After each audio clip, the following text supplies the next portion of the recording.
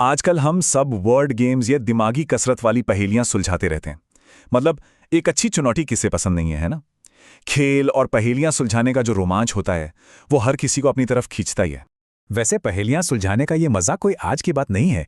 ये तो एक सदियों पुरानी परंपरा है जो हमें सीधा हमारे पूर्वजों की दुनिया से जोड़ती है। आज हम कुछ ऐसी ही पहेलियों की दुनिया में उतरने वाले हैं। ये संस्कृत की पहेलियां हैं जिन्हें प्रहेलिका कहते हैं। ये सिर्फ शब्द नहीं है, बल्कि ये प्राचीन भारत का एक तरह का इंटेलेक्चुअल एंटरटेनमेंट थे, जहां ज्ञान और मजा एक साथ मिलते थे। तो फिर पहली चुनौती के लिए तैयार हो जाइए। हम एक पहेली देखेंगे, लेकिन एक बात याद रखिएगा, इसका जवाब इसी के शब्दों में ही छुपा है, तो ध्यान से सुनना होगा। ये रहा वो श्लोक। इसकी लय और ध्वनि को महसूस करने की कोशिश कीजिए, क्योंकि इसमें एक रहस्य छिपा है। तो ये है इसका मतलब। सोचिए जरा, ऐसी क्या चीज है जिसका न कोई शुरू है न कोई अंत, बीच में आता है यह, और वो हम सबके पास है। थोड़ा सोचिए। और जवाब है नयनम, यानी कि आंख। मिला जवाब। अब जो बात सच में दिलचस्प है वो ये है कि आखिर ये जवाब बना कैसे।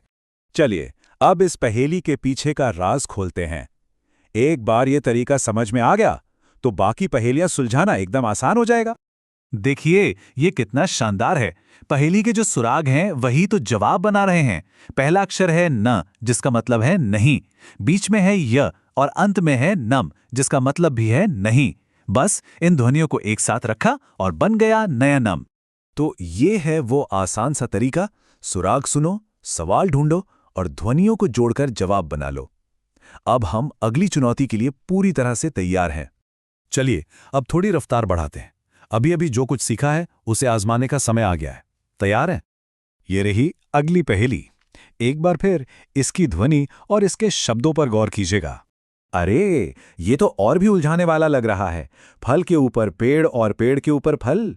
लेकिन याद है ना, सुराग ध्वनियों में छुपे हैं। अ से शुरू और स पर खत्म।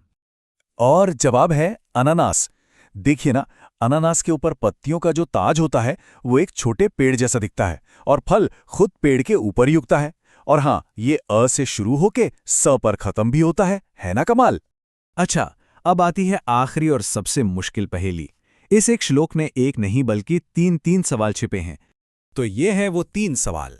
सोचिए भला कैसे एक ही कविता इन तीनों का जवाब दे सकती है। इसका रहस्य कविता की बनावट में ही छिपा हुआ है। और ये देखिए क्या शानदार तरीका है। इसका जवाब श्लोक की आखिरी लाइन के तीन शब्द ही हैं। पहले सवाल का जवाब तक्रम यानी छाछ, दूसरे का शक्रस्य यानी इंद्र का, और तीसरे का दुर्लभम यानी दुर्लभ। सच में ये बहुत ही चतुर रचना है। ये पहेलियां सिर्फ मनोरंजन के लिए नहीं हैं।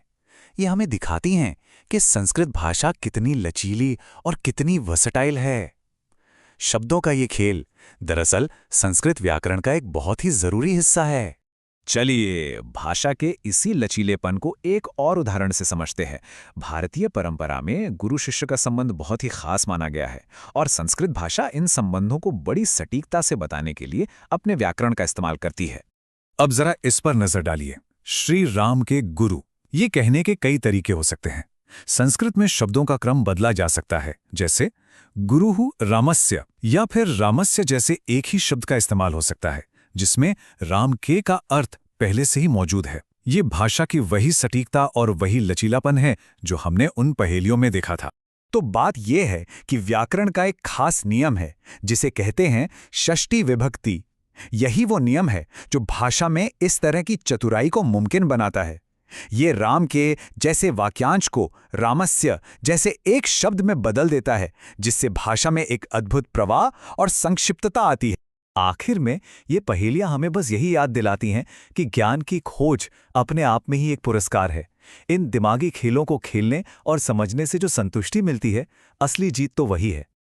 और ये हमें इस सोच के साथ छोड़ जाता है कि प्राचीन ग्रंथों और भाषाओं के पन्नों में ना जाने और कितने रहस्य, कितनी पहेलियां और कितना ज्ञान छिपा हुआ है जो बस खोजे जाने का इंतजार कर रहा है।